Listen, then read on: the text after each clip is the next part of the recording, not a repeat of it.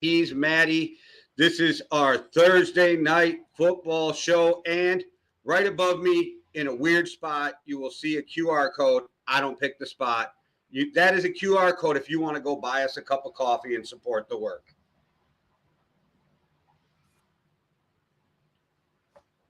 Hey, I'm back. Hopefully not starting the show as we mean to go on. I don't know what just happened there. I just got totally... This Latvian Wi-Fi needs to sort itself out. But hello, guys. Yes, this is our Week 5 reaction plus our Thursday night football show. Thursday night football is upon us. Jay, it is an NFC East divisional game with the Philadelphia Eagles going up against the New York Giants. And it's one of those games that I think has like a divisional classic written all over it. And we will get to that. We will get to that in the show. But first, Jay, we're going to be reacting to a crazy Week 5 where I just want to say to everybody, calm down, you know?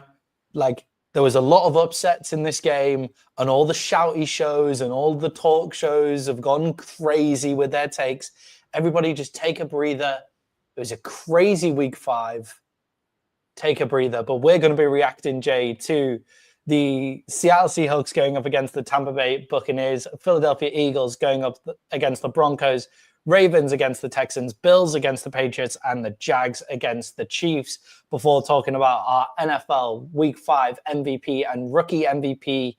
Then my favorite segment on the show, GMJ, where I get to ask Jay a question I would want to ask any NFL GM, finishing off Week 5 with our overreactions before heading to Thursday night football and the London games as well, and finishing off with our Week 6 best bet. So that's what we have in store for you, Jay. Just overall, what did you think of Week 5?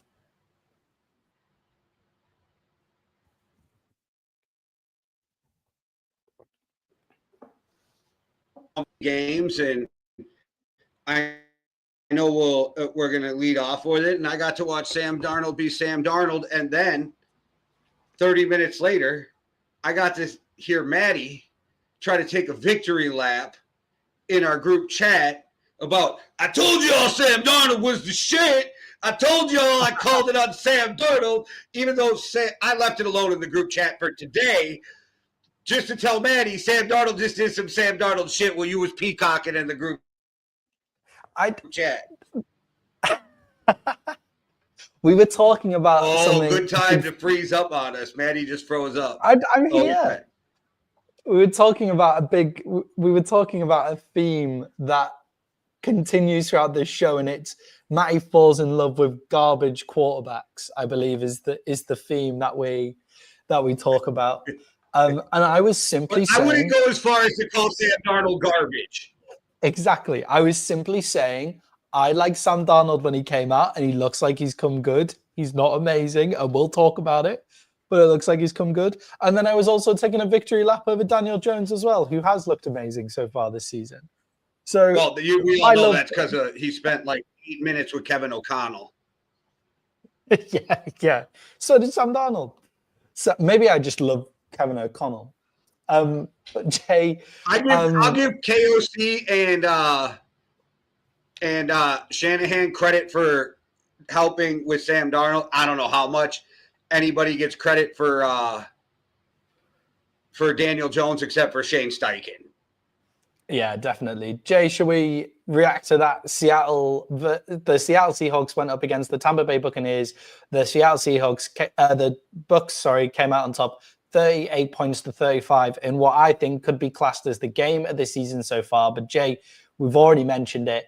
On the final drive that the Seahawks have on 2nd and 2, Sam Darnold feels some pressure, throws an interception to the linebacker. Jay, was this just another case of Sam Darnold choking in a big moment, showing that there's promise, but not the end product for Sam Darnold here. I think it's absolutely what Minnesota saw on why they weren't willing to pay him to stay. Like, they were willing to give him a 10, $15 million contract and have him for another year, but they weren't willing to pay him 30. And I think it's because they saw that in the biggest games. And I think you can go back through history of Sam Darnold and you see he makes bad decisions when it's the worst time to make bad decisions. Yeah, I think in the last season, and look, I don't like to be the person who just reacts to one game, but in that particular moment, that was his moment. That was his moment to grab it, drive them down the field. And Sam Darnold, I think, has I think I mentioned this stat 2 weeks. He has 14 game-winning drives in a certain period of time, which is only equaled by Patrick Mahomes. I think that's that in the fourth quarter. So it's not like he can't do it, and it's not like he hasn't done it. It's just when he was doing it for Minnesota, it was almost in one-score games where they should have been in front anyway. And then in those ones where he was asked to get it done in the big games where it would have made a difference, in those games where it would have brothers from another mother. Yeah. But in those games where he was asked to do it and asked to step up in those big moments, he often fell apart. So that stat can be slightly misleading when you also think of the games where he fell apart in. And Jay, it wasn't just in the playoffs, it was the game before the playoffs, and he just choked in those moments. Also, there's this weird stat, but I might be a game off because I'm having a hard time remembering exactly if it was 10 or 11 or 12 or 13, but the Seahawks have only won 2 out of their last 12. So they're 2-10 at home, but they're murdering people on the road. Which is the exact opposite of what you expect in Seattle, right? In Seattle, you're going to have the 12. It's also the longest journey for a lot of that a lot of teams have to make up in the Northwest. It's not easy to get to. I think they're playing Jacksonville this week, which is the longest trip in the NFL. Seattle to Jacksonville, unless it's Buffalo to one of the LA teams. Could be that way around. It's either one of those. So it's crazy that they're doing that that way around. Jay, what do you think that's up to? The fact that they're winning more on the road than they are at home? Because that's over 2 coaches. That's a weird stat. I don't know, because you should be winning at home before you win on the road. I don't know what is going on there. That's one of those weird things we'll never know, but if the coaches ever figure it out, I'd like them to let us know. Yeah, if they find out what the issue is with that. Jay, the other aspect of that game was that the Tampa Bay Buccaneers were on the other side of the ball. An injured Tampa Bay team with Jay, who I think might be my lead contender for MVP this season so far, Baker Mayfield. Jay, is Baker Mayfield having an MVP season? Yeah, he's one of 11 guys with 70% completion rating, and it's kind of what you need in the NFL right now as a quarterback who plays at a 70% completion rating. I think it should only be 10. They're counting Tyrod Taylor. I don't know how much I think that equivalates. I don't know, and it's not a shot at Tyrod. You just ain't been playing all year, so I don't know if that's fair. But Baker's having a great year, and Baker's tough as nails. And when you give Baker the ball back with the game on the line, I already feel like they're gonna win it. So when they don't, it's kind of shocking. It's kind of like, and Patrick Mahomes gets the ball, and you're like, man, even in that game, and we'll talk about the Chiefs, but even in that game, I was like, I know it's really a low amount of time, but did they leave Patrick Mahomes too much? And if they would have completed it, and there is a play that it literally could have been too much if it was executed. So it's a crazy time in the NFL where you give these good quarterbacks 30 seconds, and with the kickoff rule, if they're starting at anywhere after the 30, it's like, well, a first down or 2 first downs, and we're in field goal range. Yeah, you have to get your special teams right on those as well. Special teams is becoming more important than ever in the NFL. And Jay, with Baker, I think those completion stats, I think people love his big game plays, right? Him running around out the back, scrambling and stuff, but he doesn't get enough for his accuracy. Every wide receiver he's had in Tampa has looked good. Like Ibuka looks like the real deal. Chris Godwin coming back looks great. Obviously, Mike Evans is now coming back in this season as well. But then they also had another rookie wide receiver whose name escapes me right now. But the other rookie wide receiver that was playing also looked great. So it's not just this, oh, I'm scrambling around, I make big plays. It's the simple stuff. It's the stuff that we don't see from, like, say, Justin Herbert, right? Where it's that simple layoff stuff that actually wins you a game. Like watching Troy Aikman watch quarterbacks, you realize how important it is to just do the simple stuff right. That's all he talks about every time. It's do the simple stuff. Everybody in the NFL is talented enough to make those big plays. You have to do the simple stuff. And Baker Mayfield does the simple stuff. And then his ad-libbing is incredible. And for me, Jay, Baker Mayfield is my current MVP of the league. And if the Cowboys make it to the playoffs, then Dak Prescott has a chance too. Do you think since Baker called out Ibuka that there's a rift now? No, I don't. I'm kidding, because all he said is he disrespects my passes by catching them one-handed. Yeah. Yeah. I was thinking, is that what Jay's talking about? Because I'll take you seriously. No, I was just kidding. Yeah, it made me laugh with that shit, though. I saw it again today, so it just made me think about it. I was laughing. That was so good. Yeah, that was very good from Baker. Jay, that for me, game of the year so far, back and forward. Could this be the NFC Championship game in all reality? The Tampa Bay Buccaneers going up against the Seattle Seahawks. No. I think it could be the Tampa Bay Buccaneers. I don't think there's a chance the Seahawks are in the NFC Championship game. Where do you think the Seahawks fall short then for their NFC Championship game? I mean, maybe they make the wild card spot. Maybe they make one of those. But you hit a team like LA. You hit a team like Tampa. You hit a team like Philly. You're getting smacked in the mouth. Yeah, and they're in that middle tier of teams, right? They're not at that top. They're in that middle tier, and because they're not a shit team. But like I think you play those good teams in the playoffs, and you're going to be on the road most likely. You're getting smacked in the mouth. Yeah, for me, they're the Jaguars of the NFC. Like I like the Jaguars. I like the Jaguars. I like what they do.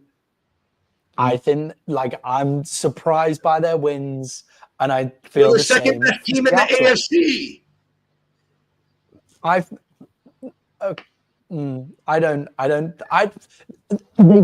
They've beat the Chiefs. They have indeed beat the Chiefs, but every other win that they've had has been terrible, including losing to Jake Browning, like a half of Jake Browning for the Bengals. Like, beat what's in front of you. I get it, but we'll talk about the Jags. We'll get to Jacksonville. But I'm sorry for bringing that up. I know. Well, no, it's a perfect time. There I am. That's me. That's me in the chats, and it's me especially with this team that we're talking about next, Jay, the Philadelphia Eagles going up against the Denver Broncos. The Philadelphia Eagles went down to the Denver Broncos, and what a win for Denver. What a great win. 18 points in the fourth quarter. The Eagles crumbling again, failing to put together a whole half of football.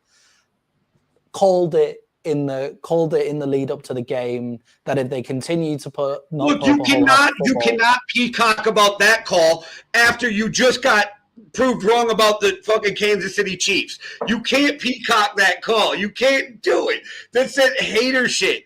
And you're still going to act like the Eagles aren't still the best team in the NFC, maybe even in the NFL. And as I said at the start of the show, Jay, everybody needs to calm down.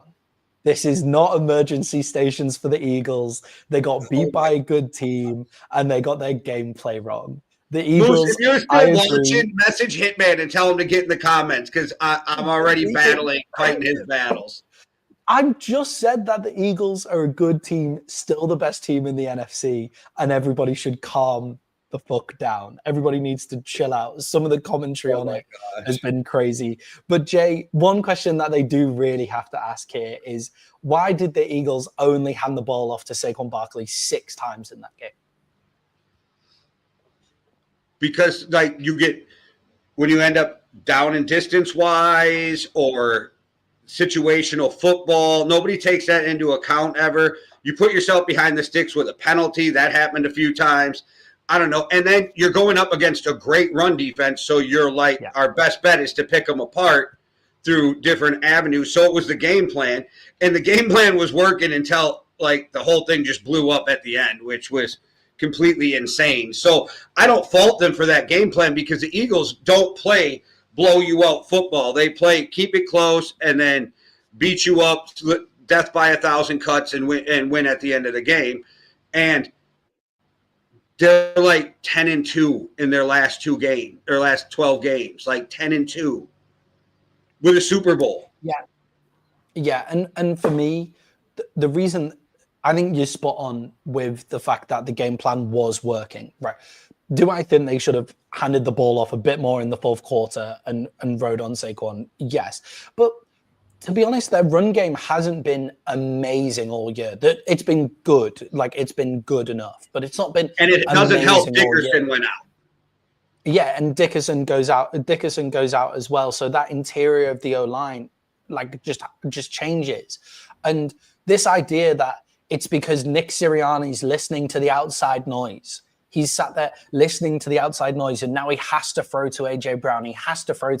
Like, I had fun messing about with it in the comments, but I don't actually fucking believe it. Like, that's nuts. Like, there's no way that Nick Sirianni is sat there listening to outside noise, and then that's why they only handed the ball off 6 times to Saquon Barkley. No, it was working. It was working for them. They should have handed it off a bit more in the fourth quarter just to run down some clock. But for the whole rest of the game, it did work. And it's important to remember the Denver Broncos are a top 5 defense in every asset of the game. And this should have been and was a low-scoring game. For me, the Eagles offense does need to put together a whole game of football. Like, it does need to do that. That needs to happen sooner rather than later. But with the Eagles, they progress over the season. They do this over the season. By the playoffs, they will be putting together whole things of football. I've been watching the Eagles do this now for too long since Howie Roseman came in, apart from 1 year, and it is infuriating with the fact that they can look so bad and then by the playoffs, they're unbeatable. Like, it's infuriating. But, Jay, question on A.J. Brown. Ridiculous that some people have been talking about whether they should trade A.J. Brown. Absolutely insane that some people have been talking about that, right?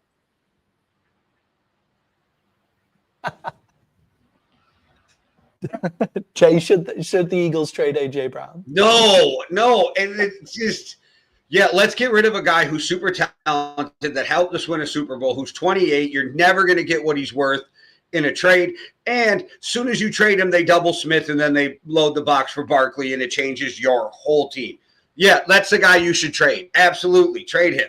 Like, he does so much just being on the field, even if they don't get him the ball. And I know he doesn't like that, but whatever.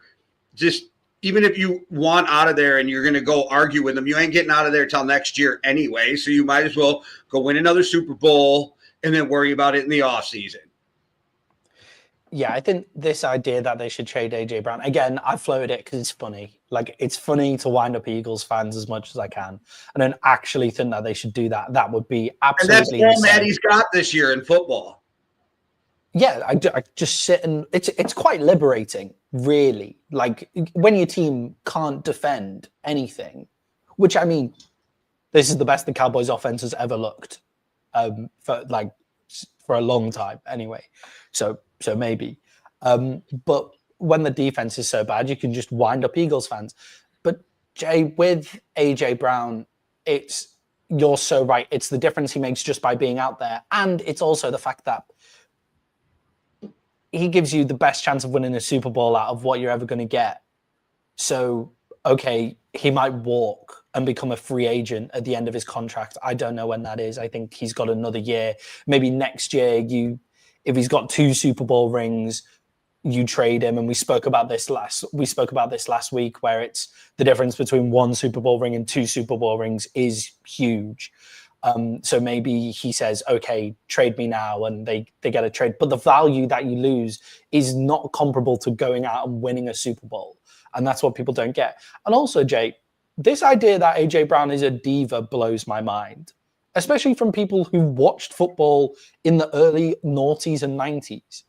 Like the stories of Michael Irvin as a Dallas Cowboy, like Des Bryant as a Cowboy, Randy Moss as a Viking. Like Randy Moss as the Minnesota Vikings caused so much drama, they had to just let him walk realistically. Like they didn't get much. Chado Chocinco. Like what those do you mean they let him guys. walk? They got 2 firsts in Napoleon Harris plus 2 thirds. I'm not sure. Sorry. Yeah, and then the second time around when he was already washed up and he came around, Brad Childress traded him without the owner's approval, and that's why Brad Childress was fired at the end of that year. But okay, you know. But yeah, so this idea that we've got diva, like AJ Brown has been a diva wide receiver for a cryptic tweet. Well, no, here's the problem. Question, truthfully. If you want the ball, you're a fucking diva, but every wide receiver wants the fucking ball. Yeah, I mean, in Hard Knocks, when Malik Neighbors says, if you're not going to get the ball, how are you going to react? And he'll say, well, I'll be pissed if I don't get the ball. And then all the Giants are like, yeah, that's exactly what we want from our wide receiver. It's like, okay, so that's what the organizations actually want. So AJ Brown's cryptic fucking tweets don't matter. Like, they do not matter. It's nothing to these teams. So, and you know Howie Roseman's just going to sit him down, even if he wants out. Howie's going to be like, it's not going to happen this year. Come talk to us afterwards, because they have to be able to replace him and you're not going to replace him 100%. But like, say the Cowboys decided not to re-sign Pickens. Well, then you get Pickens. Maybe you think about trading A.J. Brown, or you make a move, but you got to still be able to take the pressure off of Smith and Saquon if you're going to trade him, and you don't do that in midseason when you have Super Bowl aspirations. But just so every Cowboy or Eagles fan knows, if you want to let Maddie know what you feel, I will leave his email in the description. I'm just kidding. I won't leave Maddie's email in the description, but feel free to comment all over all of our YouTube things, as long as you like and subscribe. I don't really care how much hate you throw. Like, that would be nice. Yeah, you can follow us on Instagram too, and right above me, you can buy us a cup of coffee at that QR code. Hey, you can call me whatever you want if you buy me a cup of coffee. But Jay, let's have a little look at the Denver Broncos before we move on now. We'll be talking about the Denver Broncos later in the show as well, because obviously they're in the London game this week. But Jay, looking at the fourth quarter, they scored 18 points in the fourth quarter, coming down from 17-3. Is it time that Sean Payton really lets the leash go on Bo Nix? Like, let the guy throw the ball downfield. No, I think the way they're doing it is how they're going to win, and then you could put too much on him, and then he makes mistakes. Ride J.K. Dobbins like they've been. J.K. Dobbins has been great for them. Ride J.K. Dobbins as much as you can and keep Bo Nix not having to do too much. And then hopefully, when you need him to, maybe in the playoffs, then you know he's comfortable, he's got confidence. But don't ruin that kid putting too much on him right now if you can still win games. I like what they're doing by just kind of protecting him, and not to the point where he can't play, but they're just protecting him from like killing his own confidence, making bad plays. And he does make good plays when they ask him to on like third down sometimes, you know what I mean? So just let him build on that. I think they're doing a great job. You don't have to rush these young kids into, putting the team on their back. All for an entire fourth quarter. Like he has another game earlier in the season where he took over in the fourth quarter as well. But I think there is warrant when you have a great defense and a good run game to just give yourself a fighter's chance, right? Like stay in the round, and then you can just start throwing haymakers if you need to. Like if you're down in the points, then start throwing haymakers, right? Like, and that's what I think Denver did in this game. They kept themselves in the game. There were times where I was surprised that the Eagles only scored 17 points, by the way, in that game. Like every time I flicked to that game, there was a huge play. Like every time, like there was a huge play, and they really went bend but don't break. So I think the Broncos managed to give themselves a fighting chance. And then Bo Nix, I think, has shown in the fourth quarter, if you need him to go off, he can. He can throw rifles down the field, and I don't think that was his assessment coming out of college. So he's clearly improved on that side. But the Broncos look good. Jay, a team that does not look good is the Baltimore Ravens going up against the Houston Texans, where they lost 44 points to 10. Jay, can the Ravens blame this on injuries? Is injuries the only thing to blame here? No, there's more to it going on there, and I'm not quite sure what it is. Maybe it's like we talked about. It's just time for a new voice in that building. Time to move on from Harbaugh. And people may not realize this. C.J. Stroud is one of the guys who is 70% completion, even behind a fucking horrible offensive line. Yeah, C.J. Stroud is nice, man. Like C.J. Stroud is a very, very good quarterback playing behind a very he's not the problem. Offensive line. He's definitely not the problem. Definitely not, and he proved that. And I think it was a question. It was a question that I asked a couple of weeks ago. Like, should C.J. Stroud be taking a bit of the responsibility here? Is it something that C.J. Stroud should be taking a bit of responsibility for? Should he be getting the ball out a bit faster? Should he be doing all of this? But since then, and in the past 2 games, he's looked really good. And yeah, it's against the Titans and the Ravens, but that's still really good. For me, I agree, Jake, because the Baltimore Ravens, their offense only scored 10 points.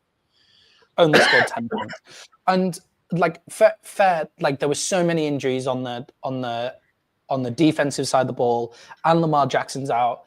I don't know if you saw the stat where they had 140 million in cap space out this for this week, but that's obviously missing huge players.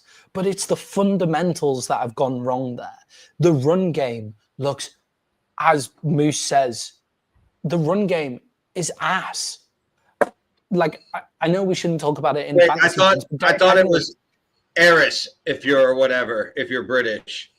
No, it's arse, but that's different. You spell it with an R. Is when you're describing something as bad. A-R-S-E, arse. Yeah. All right, fair enough. Go ahead. It's I just got confused with your weird British shit. But the run game has been terrible.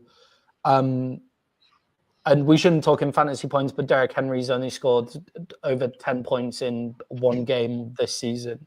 He hasn't scored over 10 since week 1 this season. And it's just the fundamentals of Ravens football. And it's something that you don't expect from the Ravens. And the Texans were doing Suggs' celebration in the corner, which obviously Jair Alexander took exception to, but take exception by playing better. Like, take exception by playing better in the game, you know? Jay, we spoke about it. You spoke about it just for a second there, but is it time for John Harburgh to leave?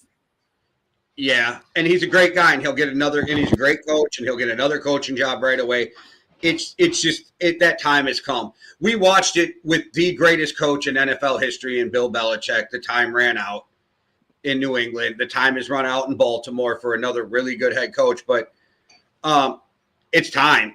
Look at it. It's not looking good. It's complete shit show. And we've been talking about this before it went this sideways because it was at time because you couldn't get over the hump. Well, that we were already saying that, and now the way it's looking now, it's not a question to me. It's like, I don't care what the problem is at this point, even if it's not John Harbaugh, I don't think he's the guy to fix it. I agree with you wholeheartedly on that. We've been calling for it for a long time on this show, saying it's just about getting over the hump. It's just about a different voice in the room, like when you've been there for that long. Get an offensive mind in there. No offense to him. He's a special teams guy. Get an offensive mind in there. And this is so wild to say, but you'll get it because you have Aubrey and I got Will Reichert now. So I feel, man, not having Justin Tucker is a thing. It's really a thing. Like when you can look, and he wasn't Justin Tucker last year, so they kind of didn't have Justin Tucker last year either. But that guy who can line up and hit from 60, it's a thing. Yeah. But having Brandon Aubrey changes life for the Dallas Cowboys. You only need to make a certain amount of yards. Like your offense can be totally misfiring all game, and you're still in with a chance because you're scoring 3 points on nearly every drive. Yeah, it's like Will Riker. The only way you can stop him is put a fucking cable in front of him so he hits it while he's in London. How about we move those cables, Maddie? I'm blaming you for all that London shit. Yeah, London is. Like you're the guy who set it up. I'm blaming you. Yeah, well, Jay, London is shit. I think that's a fair assumption. I didn't say that, but okay. No, but when it comes to the Ravens, the problem is defense too, though. We can't just beat up on the offense with this too. The defense is complete ass right now, and their secondary is so weak they can't get pressure. Kyle Vanoy finally looks like he's old, and I love Kyle Vanoy, so that is not a shot at him. But I've been waiting for the dude to fall off for 4 years because of his age, right? And I'm like, this dude found the fountain of youth. I think it finally caught up to him, and it's sad. And it's sad because Chuck Pagano's there coaching the DBs, and he's a great coach. And then everybody who knows his story about beating cancer when he was the Colts head coach, and he was the defensive guy in Baltimore when they won the Super Bowl, and having him back now, and then it's sad to watch. Yeah, and we said going into the game that I don't care if you're a backup. If you can't get pressure against this Houston Texans offensive line, you have no reason to be in the NFL. There is no reason for you to be in the NFL. If you can't get pressure, I don't care if you're a backup. And they didn't get pressure all game. So it's like, yes, they have injuries. But that's terrible. I would agree with you 99% of the time. The only thing that makes me question it now is I just watched second and third string guys hold up against the Cleveland Browns defense. It was the craziest thing. So there's weird outlying games. But for the Ravens, this happens too often. Yeah, definitely. And I honestly think that the Texans should call the Vikings for all of your second and third string offensive linemen. That's like put in the call and say, we will trade you for the entire offensive line, like your second and third offensive line. Wait, tell him no fucking way. Tell him no way. Jay, that's enough of the Baltimore Ravens, but are the Texans back after the last couple of games? What do you make of the Texans? That's 2 from 2. 2 big wins. If their offensive line can hold up, maybe they're starting to learn to play together, right? So if the offensive line can hold up, I think they go as far as the offensive line because we know they can play defense. We know C.J. Stroud can play quarterback, but you put your defense at such a disadvantage when you can't sustain drives because you're getting 3 and out all the time because they're blowing through the offensive line. Also, you're giving the other team good field position because you're taking sacks, you're taking holding penalties. You're taking illegal formation penalty. When you're bad, you cannot take an illegal formation penalty. Yeah. I get when you're bad, if you get a holding call, we have to live with that. But when you're bad, we can't take pre-snap penalties. Like you can't put us behind the 8 ball because now we really can't run the ball, and then we just put the defense at in a worse position. So if the offensive line, and I know it's such a kind of on the fence thing to say, but in this case, it's 100% true. If the offensive line can hold up, that's however good the offensive line is, that's how good the Texans can be. Yeah, and I think with the Texans, it's also important to mention that those 2 wins from 2, Titans and the Ravens without Lamar Jackson. Like sometimes confidence is all you need. Yeah. It builds the confidence. It builds into the next games. It's good to get those games done. And they didn't just beat those teams. They donated the Titans and they annihilated the Ravens. So getting that momentum is good. Let's see who they actually go ahead and beat. Jay, another upset here. The Buffalo Bills go down to the New England Patriots, losing 20 points to 23. Jay, is it Is it time to panic for the Buffalo Bills? Playing close against the Saints for 3.5 quarters and then losing to the Patriots. Time to panic? No, and the reason I say no is they still you shit the bed versus the Saints and still won. So you can just walk away from that going, okay. And this happens to the Buffalo Bills every year. It's either the Jets, it's either the Patriots, it's either the Dolphins, but they lose a really bad game where we're all like, what the fuck happened? Should they fire McDermott? Which I think if they don't go to win the Super Bowl this year, they should fire him anyway. But that's more of the John Harburgh effect. Yeah. You know, like, but it's time to get over the hump. But no, and everybody, and fuck, the Patriots look good. So, like, when you're building a good team, and even if you're not there yet, you're going to have moments where you see what you're building. And we just saw what the Patriots were building. And they could turn around this week and play the worst fucking game of their career. And it doesn't change the fact that they're still building something good. And we saw what it could be. Yeah, that's what I wanted to say on it. I was like, they've gone down to a good Patriots game in a divisional matchup where in a division where, as you very rightly said, crazy games happen in that division all the time. It feels like there's always one of the shittest teams in the NFL is in that division. And one of the only wins they get is against either the Bills or the Patriots, whoever's playing the best, they come away with that win. But the Patriots are playing great football. The Patriots' run defense, by the way, that was the big takeaway I got from this game. The Buffalo Bills, with this, they've kind of managed to like lower their ceiling and really increase their floor, where Josh Allen is not throwing as many takeaways, but they're not getting those explosive plays. And that comes off the fact that with James Cook and with this offensive line, they've had a really good run game, a really underrated run game. Against the Patriots, who had a really good run defense, they really held just James Cook to low yardage in that game, which stops that offensive play, which stops those, which means that Josh Allen's explosive plays missing makes them an easier target to play close games. Like they're going to be playing closer games than they usually would be because they've taken away that ceiling. And can we literally, and now you made me think of it, and I should have said this earlier. Can somebody tell the fucking Bills to throw the ball to fucking James Cook, who's amazing in open space? Can you throw the guy the fucking ball? I don't get what that's about. He's not even on my fantasy team, so this isn't a fantasy bitch. Like, throw the guy the fucking ball. What are you doing? He's your best playmaker on offense outside of Josh Allen, and you don't get him the ball every fucking chance you get. It's so crazy to me. Yeah. Josh Allen was their lead rusher in that game, but James Cook got 15 carries for 49 yards, so only 3.5 yards a carry, but he had no catches, no receptions. So he's got a ridiculously low amount. Josh Allen.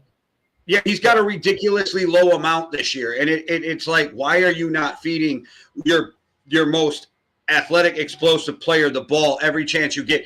And why aren't you running screens and all this kind of shit? Like, I don't get it. Like, make the game easier for Josh Allen once in a while, too, because this is something we've talked about. And, yes, Josh Allen gets passes for shit, but he's still amazing, and that's why he gets passes. But make it easier on this guy once in a while. Quit making – sometimes I feel like, well, we're just going to let Josh win it, and we'll worry about the rest later. Yeah, and – just a final point on this. I think their offense bounces back. I think like James Cook isn't going to have that lower average yards. Like that won't really happen. I think maybe they're missing like a standout wide receiver, maybe, but like I still think their wide receiver core is good. But the one worry I have for them is in that safety position. Like, I'm amazed at how low scoring their games have been when they're the two guys they're playing at safety. And as soon as Drake Maye like unleashed the ball, like the Patriots looked much better. And at safety, the Bills are so slow or so light. Like Bishop is too light to play every down safety, and the other two safeties they have are too slow. And that's a worry for me for going for the AFC Championship. On a bright side, though, Jackson Hawes, tight end, showed his ass in that game, so maybe they got another weapon. He was in the running for my rookie MVP, but he wasn't my rookie MVP, so guys, stay. He was in an watch honorable mention for me, but he is not mine either. So stay tuned. Yeah. So for you guys in the chat, if you want to comment who your rookie MVPs are going to be, but stay tuned for our rookie MVPs throughout the show. Jay, our final reaction, just game reaction, is that crazy game in Jacksonville. In Jacksonville, where the Jacksonville Jaguars went up against the Kansas City Chiefs, and the Jacksonville Jaguars. Jay, was this the sign of Trevor Lawrence becoming the prince that was promised? He played great. Sure, he played great. I'm not going to peacock too much because I just jumped on you for peacocking, but I did tell you all this was exactly what was going to happen. Jacksonville is the second or third best team in the AFC. We can argue the first three, but I don't think we can argue past that. He is in there, and I know Maddie doesn't believe in them, but dude, they're playing so good. They're going to change the chant because of Combe to Duval after this year. They're going to change it because he's got these guys playing. He's got that running game going. Maddie has some weird hate for Travis Hunter. I'm not sure what that's about. He can explain that. Or it's just hate against the Canadian. Maybe that's it in our family. It's fantasy chat. That's different. Okay. But I think okay, I got this here. So Trevor Lawrence was 18 for 25, 221 yards and a passing touchdown, but he went 10 carries, 54 yards, 2 rushing touchdowns. The Trevor Lawrence of the past would have been a deer in headlights on that last touchdown, and he got up and made the play. Everybody watch out. Jacksonville's for real. And two of the best teams in the NFC or the AFC are in the same division, and we would have thought neither of them because the Colts are up in that conversation too. Centimeters from 3 rushing touchdowns on that fumble on the. I hated that play. I'm not going to lie. I hated that play. Yeah, that was stupid. That was like the going over the top. That was mad. Like Trevor Lawrence is 6'3", Burrow underneath. The reason I'm picking that out, by the way, is because I went down in fantasy where Trevor Lawrence needed to score me 30 points. I went down in fantasy by 0.1 points to one of the other British guys in the league. Like the only other winner of our league. Oh yeah, so you lose points for the fumble.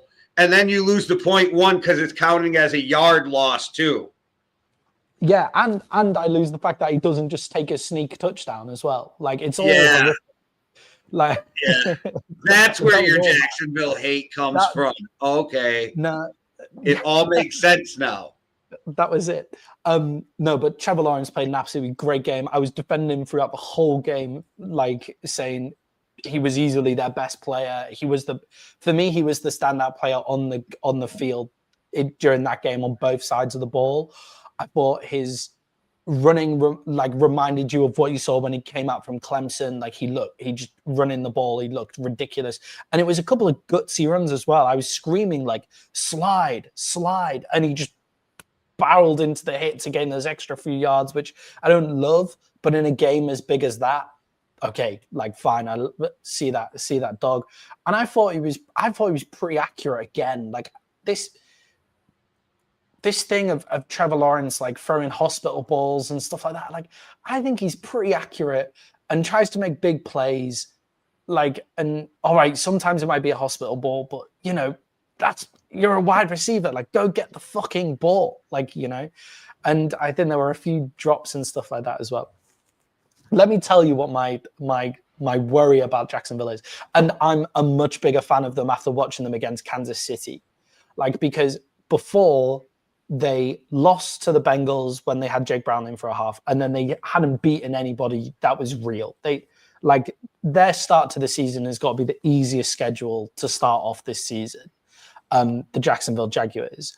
And their defense was also dining out on turnovers against bad quarterback play. So they were averaging 3 turnovers a game against terrible quarterbacks. And I just thought the offense isn't clicking. The vibes are really off in the camp by all the noise coming out of it. And the defense is dining out on terrible quarterback play. That's a recipe for, okay, are you actually good or are you just playing terrible teams? But Jay, I like them a lot more after seeing them against Kansas City. Like the offense looked a lot slicker. Travis Hunter had a breakout game. I think 2 receptions for 88 yards, including a catch where he goes over the top of someone hurdling whilst making the catch. And I have a problem with his separation, but otherwise I think he's great as well. So I like the Jacksonville Jaguars a lot more after watching them against Kansas City. But Jay, they did have one huge defensive play in that game as well. Like one huge defensive play that does change the game. Can they continue to dine out on those kind of crazy defensive plays? Well, I think but their defense plays good though, and Travis Hunter, people don't give the credit for what he's doing. So when he's in the game on defense, he's locking down Hall of Famer Travis Kelce, locking him down. He comes off of him, Kelce scores. He's in the game on offense, and he is balling. Like, I mean, he could I'm impressed with what's going on with Travis Hunter. How good are you if you would just play one of them full time? I don't know. Like, I don't want to be that guy either, because he did play like a game where he played 100 and fucking some snaps in college. So we know he's got cardio's not the problem, right? Like, cardio's not his issue. But I think they're just going to keep getting better. And I think Liam Cohen's the right guy for the job. And you win, and I'm only joking, but you win a Super Bowl, they literally might start going Duval like Cohen did in his first. You know what I mean? Instead of Duval, they might just change it because they won him a Super Bowl. And isn't that kind of? And I know you're a Cowboys fan, diehard, but wouldn't you kind of say that's London's team? So they're at a home game coming up too in their next game too, right? So wouldn't you say it's kind of London's team? It's London's team for NFL fans that started watching the NFL when the NFL came to London. Okay. So like those diehard NFL fans who are like really in it, no one supports the Jacksonville Jaguars. The guys who are for the Jacksonville Jaguars are the guys who've only just come in as they've started coming to London. So it's a bit of a weird mix where the true diehards don't support Jacksonville, but there probably will be more Jacksonville fans there. And it seems like they're moving to the UK is getting a smaller and smaller chance. And I think that's kind of like putting people off them a little bit as well. But I think their next game coming up in London will be good for them. And defense travels. And they go multiple times every year, so this isn't odd to them. Yeah. It's why the Vikings are undefeated in London. The first couple games you got to win, but now they're so much more comfortable in London than other teams. Do you know I've watched the Vikings win in London, by the way? Like, I've watched the Vikings in London as well, and I totally forgot that it was the Vikings that I was watching win. But yeah, that was cool. How fucking dare you? But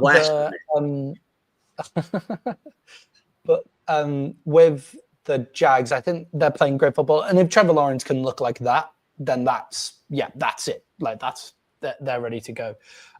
They're ready to go. We'll see how they end up. That's my darling team. That's my sweetheart team now, right? The rest of the year with Jacksonville. Yeah, that's it. That's my Steelers of last year. Nice. Jay, a bit of an unusual loss for the Chiefs. Like, they don't blow teams out, but when the Chiefs go 14 points up, they win games. So a bit of an unusual loss. What do you make of that for the Chiefs? What do you think this game kind of showed for the Chiefs and means for them going forward? I think they're in trouble this season. I really do, but I don't think they're in trouble overall because you got Mahomes, you got Andy Reid, you got Spags, and Pacheco for the first time looked like he was running angry again in that game. So that might be good. He might be finally. And then we got to remember he was coming off of a devastating injury the year before, right? And then they're talking about a knee tweak in the offseason.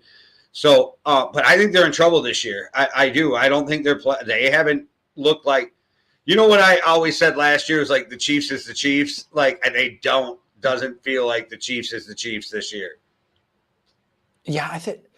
And why did fucking Jones stop fucking running when Trevor Lawrence fell? Why did he just stop fucking playing football? I'm so confused on that. It's like you see the guy go to the ground and you imagine he's been stepped on by one of your players. Like you see the quarterback and it's a sack, but like keep playing. There was another one. There was another one as well. Was it the Cardinals this week, like in week 5, or was it the week before? It was definitely a Cardinals player who just stopped playing halfway through because he thought his teammate had made the tackle. And if he comes in, he can push them back, but they end up making the tackle and going forward, which allows a touchdown on 4th down. And he just stopped playing. It was Josh Sweat for the Cardinals. And I just think, like, you're fucking NFL players. Like, the amount of NFL players, the amount of professional NFL players that, like, sometimes just stop playing. Like, wide receivers stop running a route, or, like, the ball's on the other side of the thing. I'll just stop. Like playing, I'll take the rest. It's like you're a professional NFL player. Like the whole point of the NFL and what makes the NFL great is it is every time that ball is snapped, it is all action. Like it's spread over 4 hours so that every time the ball is snapped, it is all action. So there is no excuse for stopping, for any stoppage in play. For the Chiefs, I still kind of like them going forward. Rashee Rice coming back in. I think they had a good handle on that game until that 99-yard interception return. That was returned, and it's like that was a shit play from Patrick Mahomes. But for it to go back for a 99-yard touchdown interception, by the way, that also killed Trevor Lawrence's fantasy production for a whole drive as well, for another time of drive. That's another zero. That's another point this one was. That's what happens when you throw an interception in your red zone a lot of times, though, because there's no room for the guys to spread out. So once they get it, they're gone down that sideline. You throw a pick in the wrong spot in the red zone, it's a rough place to throw them. That's why teams are really careful in the red zone. And if you think about it, at the absolute worst, that's a 10-point swing. Yeah, and I think if the Chiefs score the touchdown there, they win that game. Like two touchdowns up going into halfway through the third quarter. I think. But they even if they kick a field goal, it's a different game. And Mahomes. Yeah, at that point the Jags weren't really getting it going on offense. Like there was some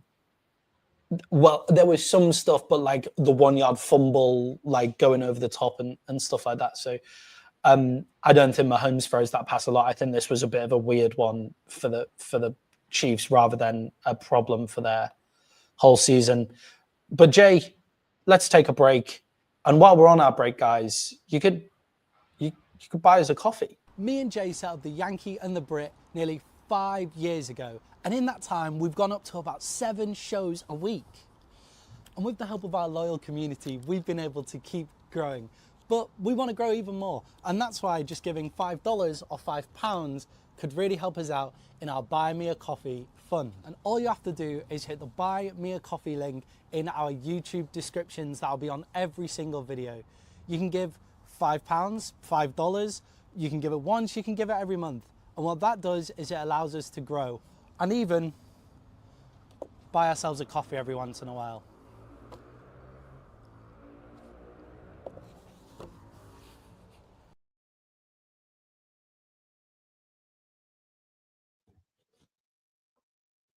A kick out of the one you just getting up and walking away.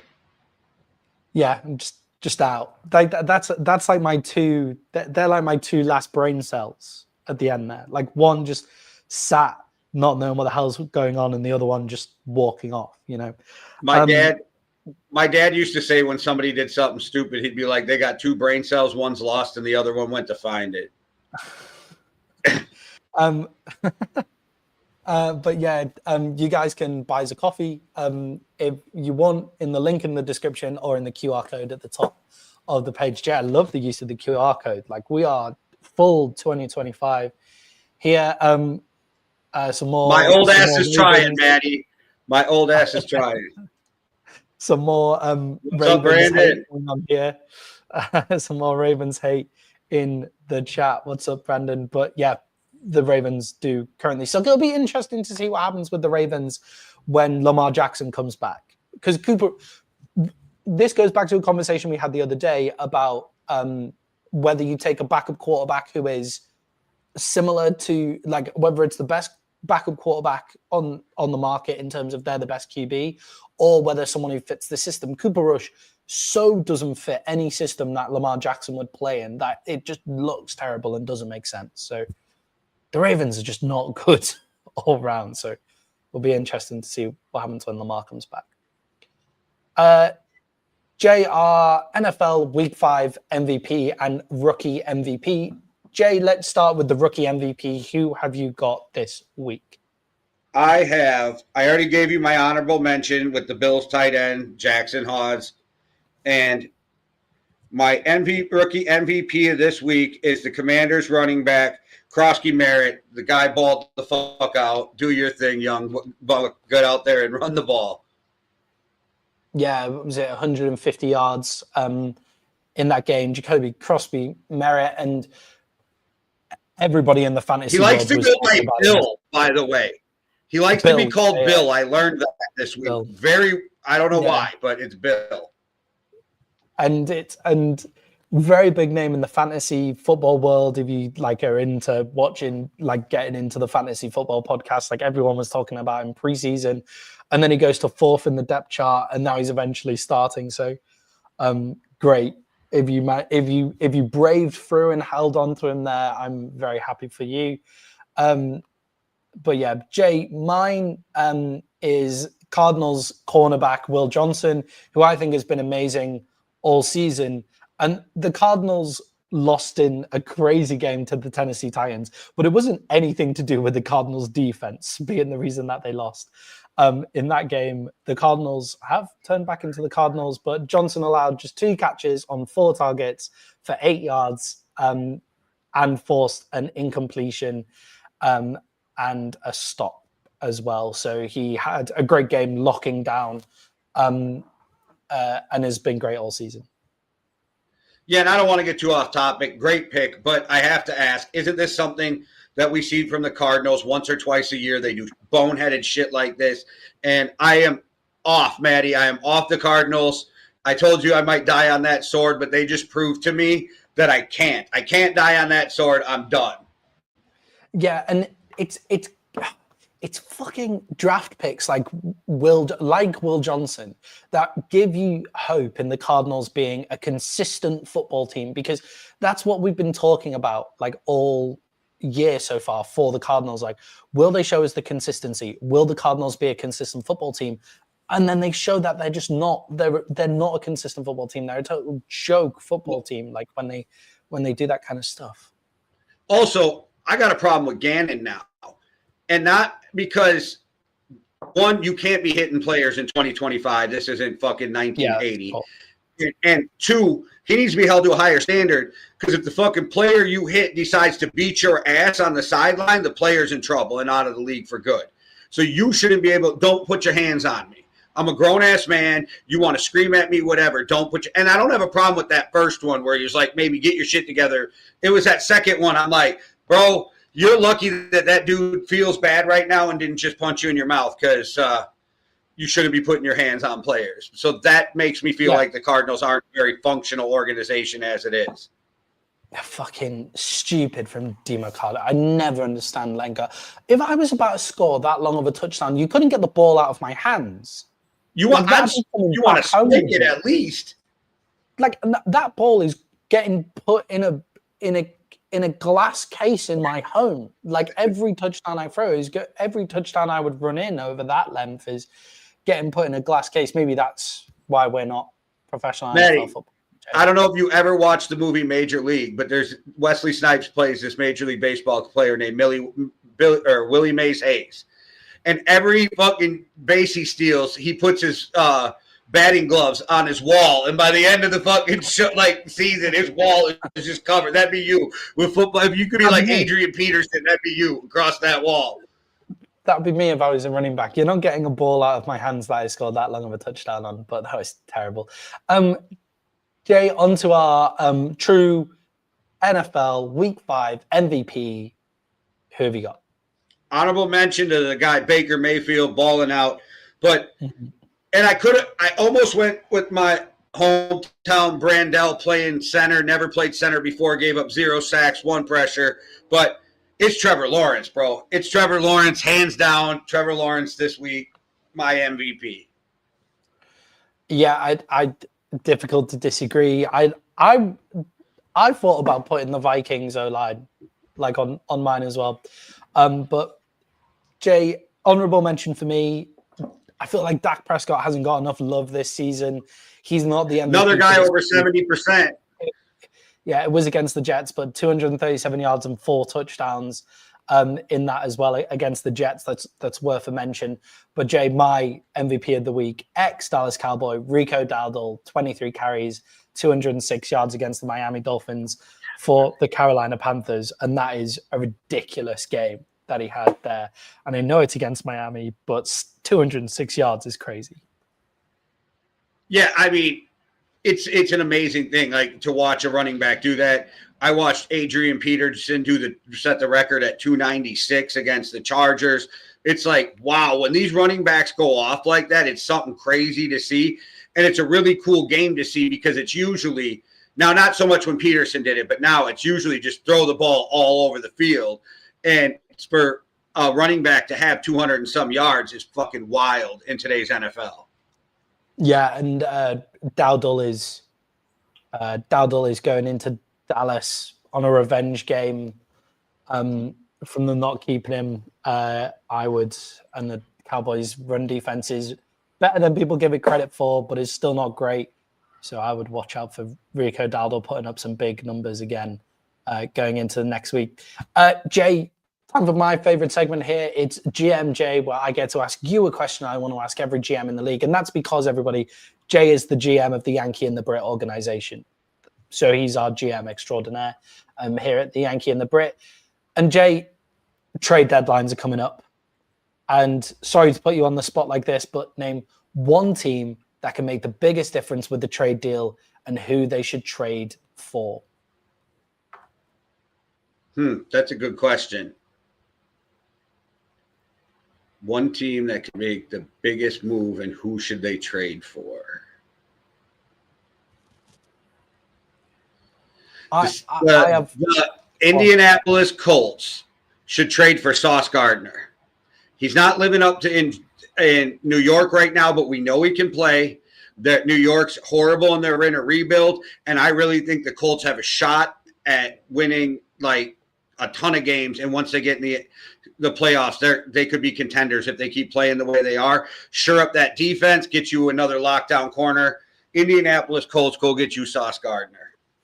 That would be an absolute fucking blockbuster if they managed to get Sauce Gardner out of New York. That would be crazy. I wonder how much. I think New York might trade him if you give him the right package too. Yeah, or I feel like New York have got some like the Jets, not just the city of New York. Actually, both teams in a rebuild. The Giants a bit less. Like the Giants are starting to get the pieces together, but the Jets have some really interesting trade assets as well. Like Garrett Wilson, what Breece are you Hall. Doing there? Breece Hall, what have you got there? Like they have some really interesting trade assets to use that some teams could pick up right now and make themselves instantly better. Jay, the one that I had in mind and the one that I sent you in the group chat was Trey Hendrickson to the Dallas Cowboys, which I think would make a big difference. I don't think like third round pick with Hendrickson, like no more than a third round pick with Hendrickson going into his in his last year of his contract, and it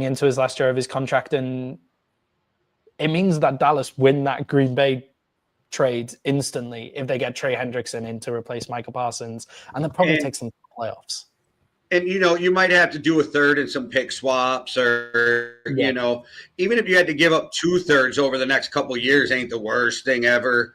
Get a guy like that in. I'm with you. You don't give up a first because he's 30, 31 years old, whatever he is. And you're going to have to pay him a fuck ton of money. But Cincinnati knows they're going to lose him anyway. So unless they're going to franchise him, and then we go through all this same bullshit again. So I don't see that happening. Yeah, it's a dumpster fire in Cincinnati. There's some. I've just looked up to have a look at his age. Trey Hendrickson, he's 30. But all the news is linking him to the Cowboys. Well, there you go. I thought I'd come up with that in a vacuum, but there's loads of stuff. But I mean, everybody just throws the Cowboys names in there, don't they? Well, the Cowboys need pass rush, so it absolutely makes sense. Yeah, and the Cowboys. I don't think they have the room. I don't think they have the cap room, but the 49ers could use for him too because of the Bosa injury, and he's a good pick though. He could go. Yeah, and it makes sense. And the Bengals are another team where it's like interesting to see what trade assets. T. Higgins, for example, to a team that's struggling with weapons, like might not be a terrible shout. As well, like a T. Higgins to Seattle or something like that. But we'll talk. Jay, I think we do need to have a whole upcoming trade deadline show at some point coming up. And Jay, our final reactions to week 5 are our overreactions. So, Jay, what is your week 5 overreaction? The Cardinals should just stop being a football team. They're never going to get it. It's over. Just chalk it up. I'm done with the fucking Cardinals. Just stop being a football team. They provide good comedic value for the league. It's the same fucking shit every year, the same thing. I don't know. People get excited. They have all this talent.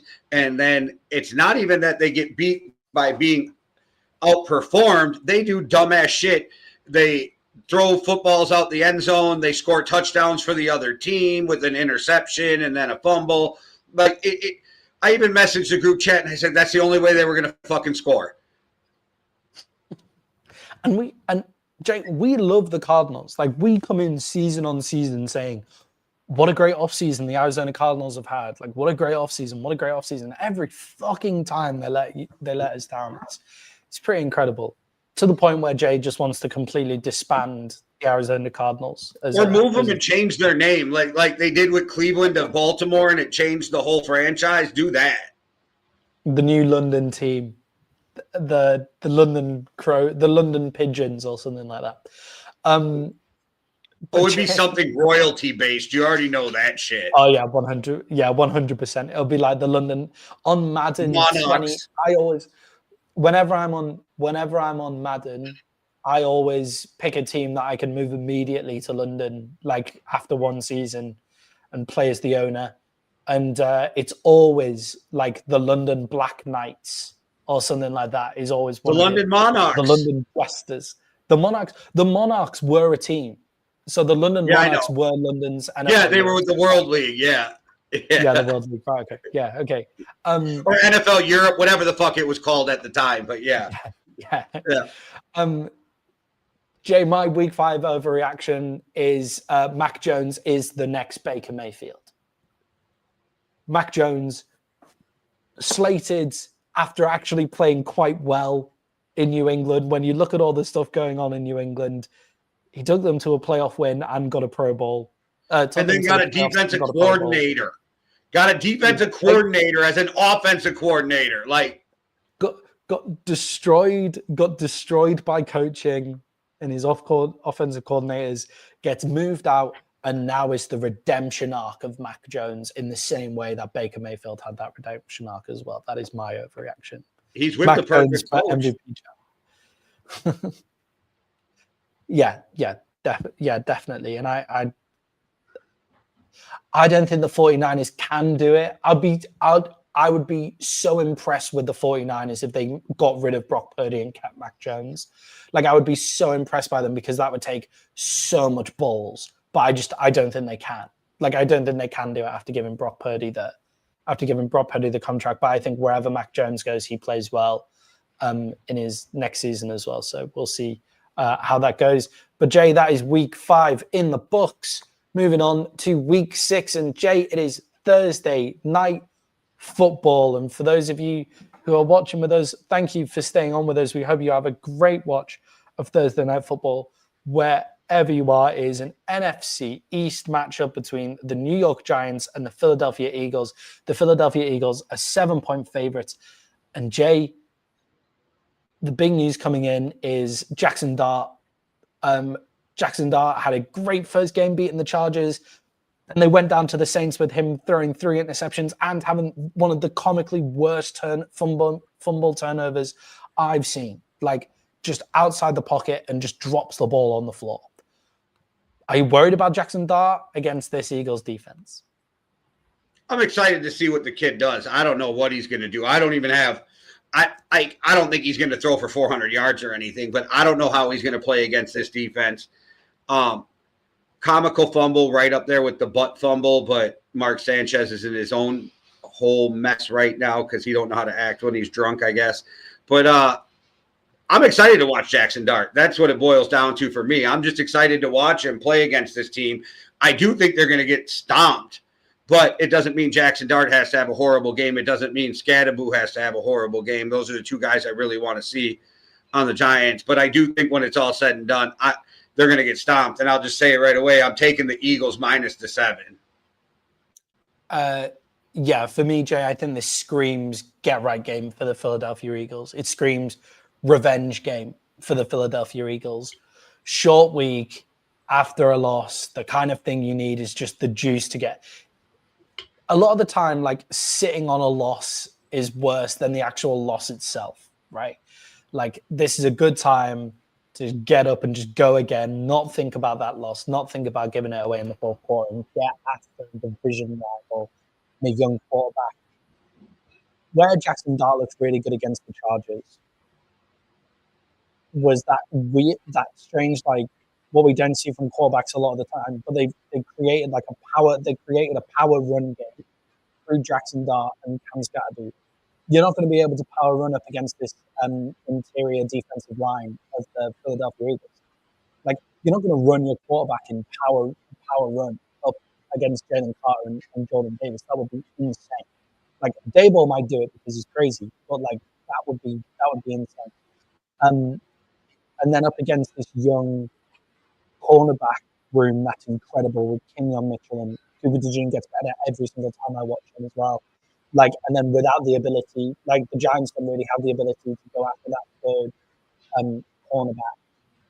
Yeah, I worry for Jackson Dart in this one. And Jay, you mentioned Cam Scatterby, but Tyron Tracy is back this week as well. So the Giants have that fully formed backline. How much of a difference is having Tyron Tracy, Cam Scatterby, and Jackson Dart all back there? And we're excited to see that be there. I mean, for the Giants, and Maddie, adjust your mic. It started to mumble out at the end, whatever you did before. But to have more weapons for the Giants can only help, especially with Neighbors' injury and everything that's going on in New York. But, like, I think you're asking a big of these skilled position guys to go up against the Eagles. And like you said, you want to get off that loss. The only team who's excited to play on Thursday Night Football is the team coming off a loss. Yeah, 100%. And obviously both of these teams are coming off losses in games where they were favorites. Like the Giants were the Giants favorites against? No, the Giants were dogs against the Saints, but only by like 1.5 points. And I actually bet them as my best bet, and they came so that, and they're coming off a loss as well, but it's a different type of loss. Like this Philadelphia Eagles team, it's got that dog in it. It's got that, like, we want to get out and we're going to stomp our division rivals, as well here. Jay, put yourself in the shoes of Nick Sirianni. What's your game plan going into this game? How are you forming your offensive game plan? Really is what I'm talking about. I'm just going to try to feed Saquon Barkley. I think that you got to try to get that running game going. Maybe this is a team you can try to spark it. They do have a decent defensive line, but maybe you can spark that really running game, get it going. Run away from Sexy Dexy. That's a good game plan right away too. Just run whichever way that dude's not lined up. But they have so many weapons. So, like, I think, yes, the Eagles are going to come in with a game plan, but I also think they're the type of team that are like, okay, we'll just adjust on the fly because we have so many weapons. So if Goddard's getting open, then you're going to hit him. If it's Smith this game, if it's A.J. Brown, if it's Saquon Barkley, if it's throwing checkdowns to Saquon and picking up 8, 10, 12 yards every time Saquon touches the ball, throwing it, however they do it. I think the Eagles are really good at adjusting a game plan. But my game plan is at first, if I'm the Eagles in almost every game, except maybe against the Browns, I'm coming to just try to hit you in the mouth with Saquon. Yeah, and I think this is a game for the run pass option. Like I think I'm surprised that the Eagles don't do it more often. Like I'm surprised that the Eagles don't put that ball in Jalen's hands and give him all three options for loads and loads of plays. And I know you can't do it all the time. It puts loads and loads of pressure on the QB to make decisions every single time. But like I expect to see it more out of them. And I feel like this is a real game where Jalen Hurts can take over with his legs because, as you said, the run stopping is in the middle of that line. So I could see that. But the run pass option, RPOs everywhere, I feel like is a really big call for this game. And Jalen Hurts can hack that for the run pass option. Just for the record, I'm also taking the Eagles in this one, minus the 7.5. I think this will be a beatdown. I think that the Eagles are going to come off flying on this one. Jay, we have a London game as well, early kickoff on Sunday, where if you guys want to come and watch us on Sunday, we start 2 hours before the early window in the States. So we're starting around halftime in the London game. So at halftime, if you don't want to watch the act, come and watch us throughout the second half of those London games. But Jay, the London game this week is the New York Jets going up against the Denver Broncos. The Denver Broncos are 7.5-point favorites. And Jay, does this have kind of potential upset alert on it for the Broncos, with the Broncos coming off a big win and then having to travel over to London? No, and I think traveling to London will help them get their mind off the big win, right, and refocus. But I think this is where and they already have come off, but I think this is where the wheels come off for the Jets. I think every bad thing that's going on with the Jets organization is just going to get highlighted and worse because of this trip. I think it's when bad teams have to make this trip, I think it makes it worse, and I think they are going to get the brakes beat off of them by Denver, because I think Denver is going to do what you need to do when you travel a long distance. It don't matter if it's to Seattle or to London. You run the fucking ball and you play defense, and they're going to beat the brakes off the Jets doing that. And that's why I think a lot of people don't realize about these London games.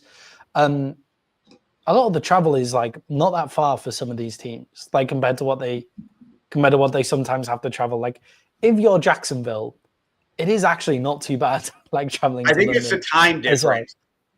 It's a time difference thing, right? But that is the one, and it's a slight culture thing, and obviously like the atmosphere is a bit weird. Like it is a bit more different than your traditional away game in the NFL, but it's not necessarily as a huge of a distance.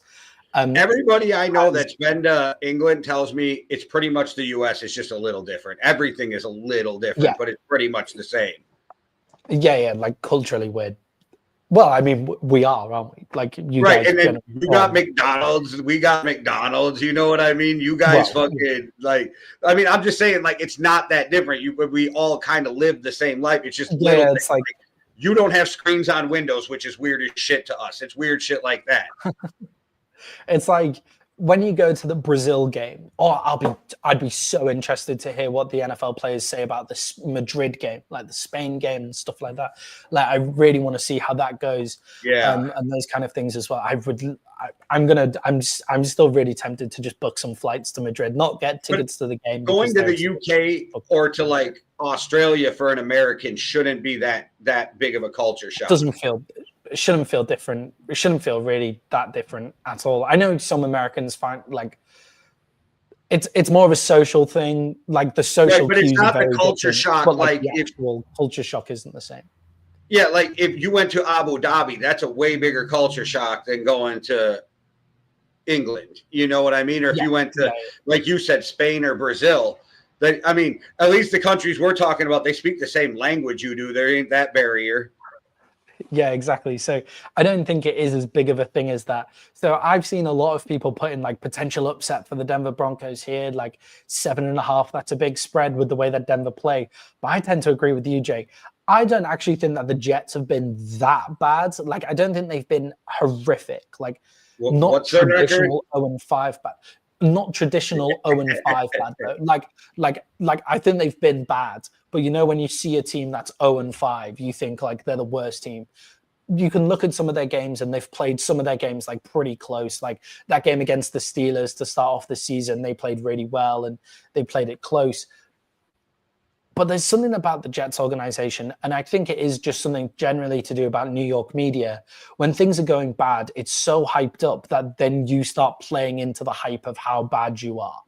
So now the Jets are that bad. The Jets are that terrible team. And Jay, I've seen some Jets fans and some shouty show analysts calling for Aaron Glenn to be sacked. Do you think that Aaron Glenn should be sacked at the Jets? No, I think they maybe should try some fucking continuity. Maybe try that. Maybe that's the problem. You hand all these coaches shit shows, and I even said it before the year. It doesn't matter. Maybe Aaron Glenn's the best coach in the world, and they're still going to pick first overall. Like, they're just that fucking dysfunctional right now, and it's going to take more than a fucking 5 games to fix that team. And this.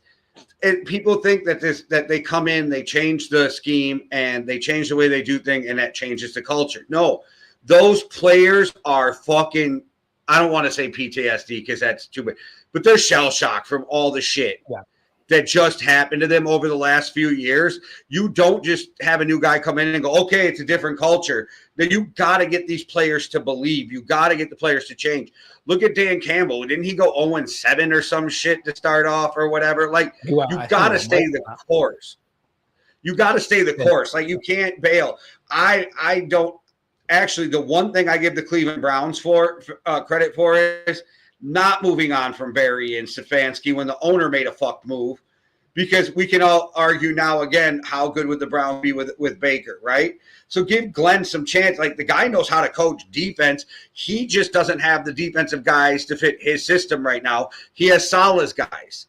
Like, and that's a big deal. Like, if you look at the Vikings first year, they were awful on defense, and then they brought in more athletic guys. They brought in Flores, who helped mold what they got. You know what I mean? Like, you got to give these guys time.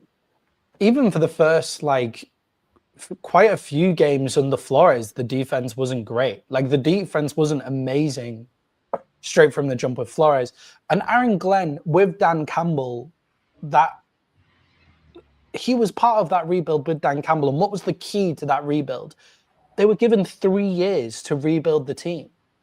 Like, everything came out immediately saying, yeah, with time. Like, the Lions, most dysfunctional organization in NFL history at that point, just came off in were they 0-16 season or 1-15 season or something? They went 0-16. I don't remember what year, but yeah.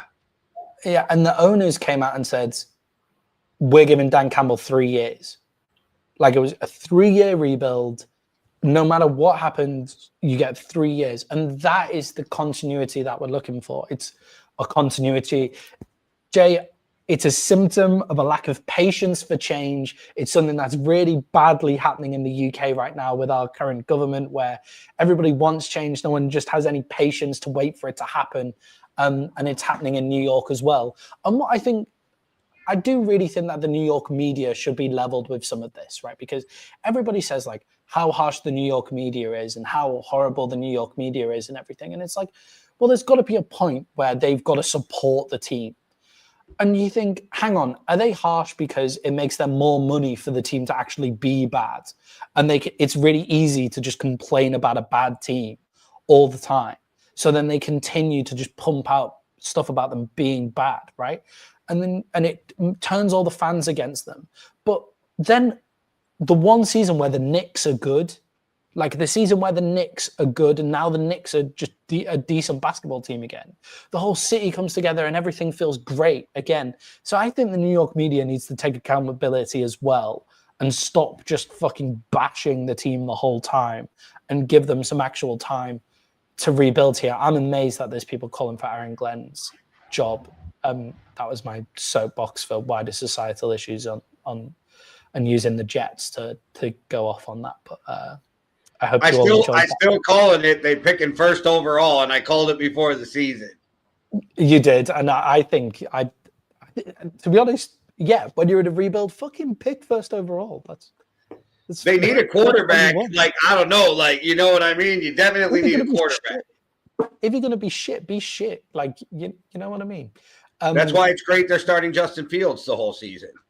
Jay, is there anything that the Jets need to do to come away with their first win of the season here? Like, what could the Jets do to come away with their first win of the season against the Broncos? Figure out how to run the ball against that defense. But good luck. And I don't trust Justin Fields throwing the ball against that defense. He doesn't throw with anticipation.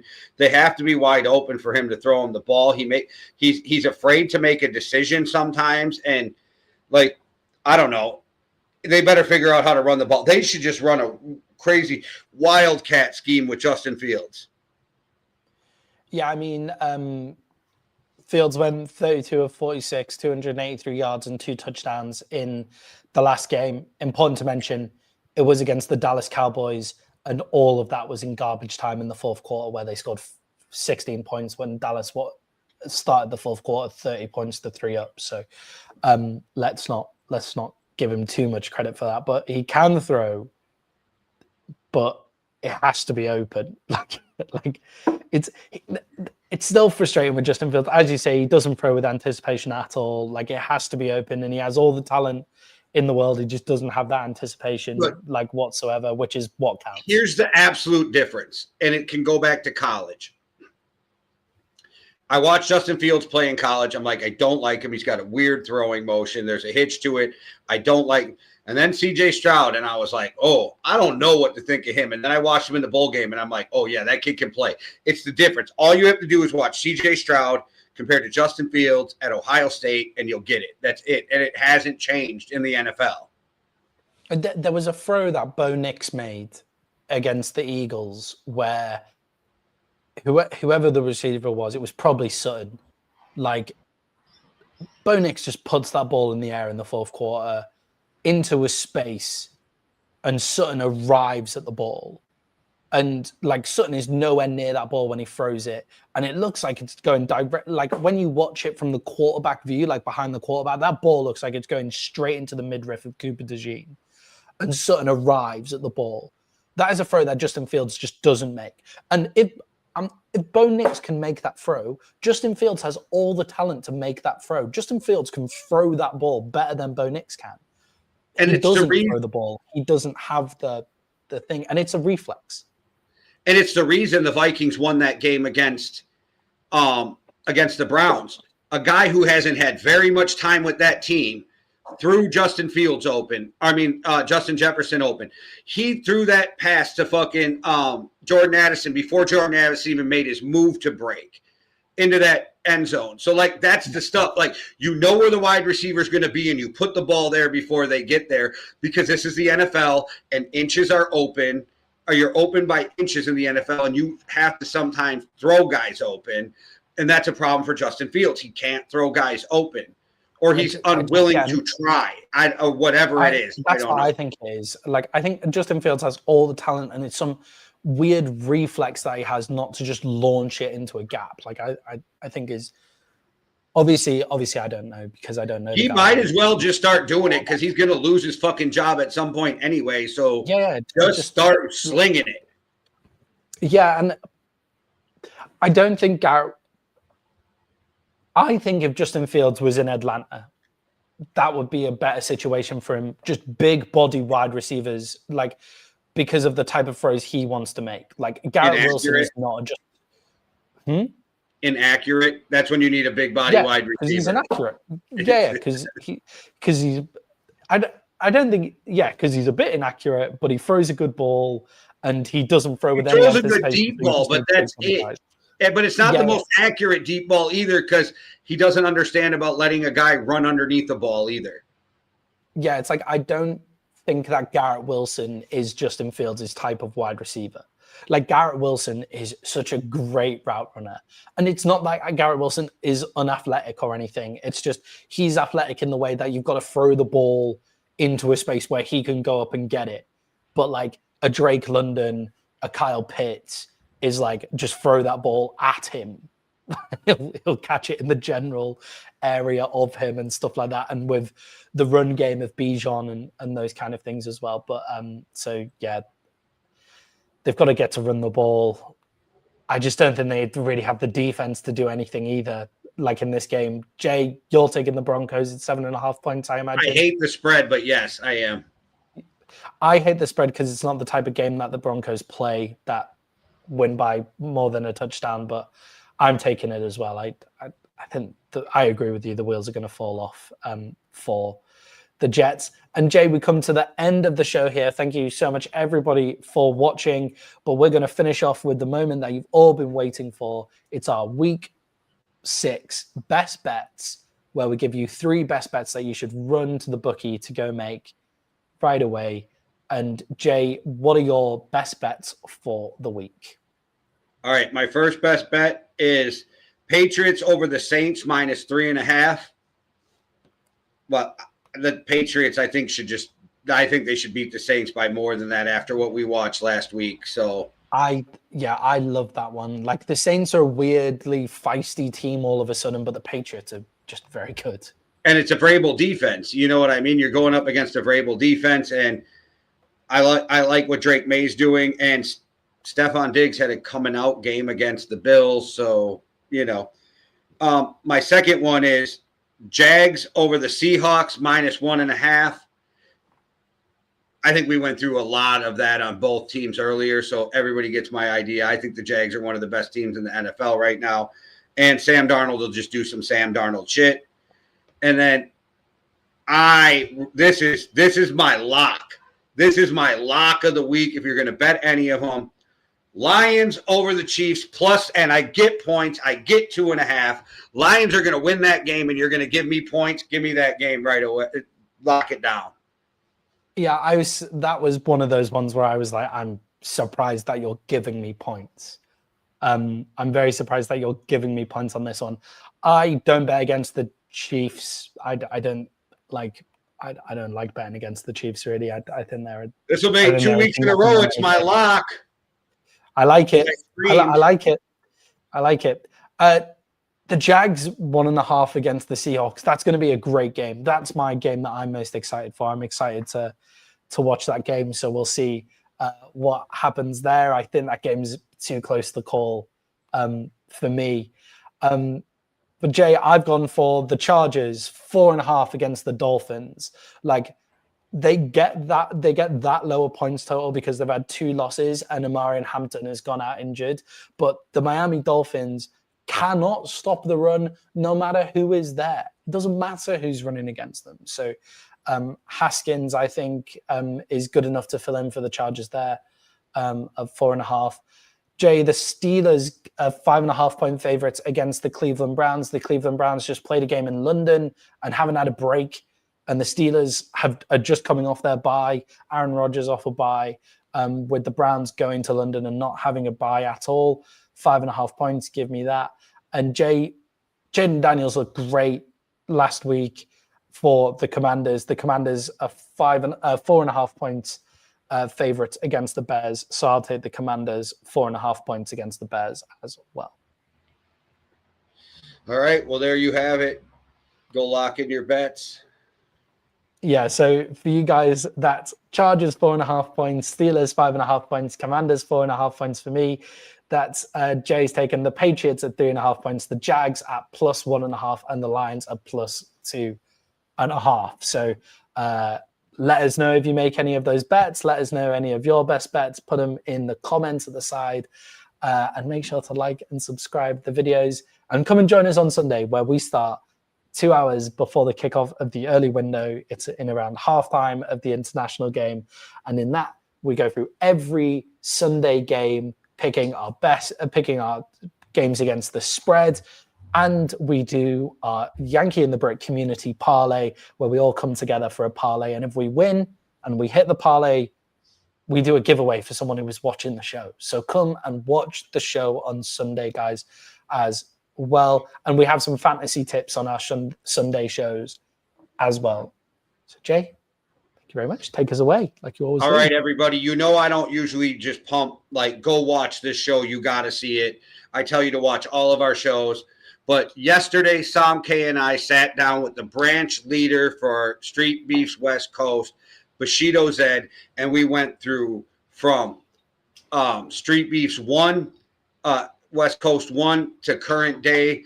Got the origin story. We got a lot of backstory. We got to talk about a lot of fighters and the behind the scenes and the growth of the community. It was an amazing conversation. So that's out. That's MMA Underground from yesterday with Bushido Zed. It was one of the better podcasts like I've had with an interview. It was a good time. So make sure you check that out. It was really interesting. But we got 7 shows, 6 that are currently airing. One-on-one with Buddy V is airing very soon with his new show. And we've been having a lot of fun on Winging It, too. So go check them out. And then we got the playlist tomorrow. But then Montana's always killing it with all of his stuff. He's doing College Football Junkies. He's doing Well Beyond the Arc. Like, we got a lot of stuff going on. Make sure you hit that notification button. And one last thing before we get out of here. Just buy us a cup of coffee. It'll feel good and you'll like it. All right, everybody. Thanks for watching. One world, one love. Deuces. Cheerio.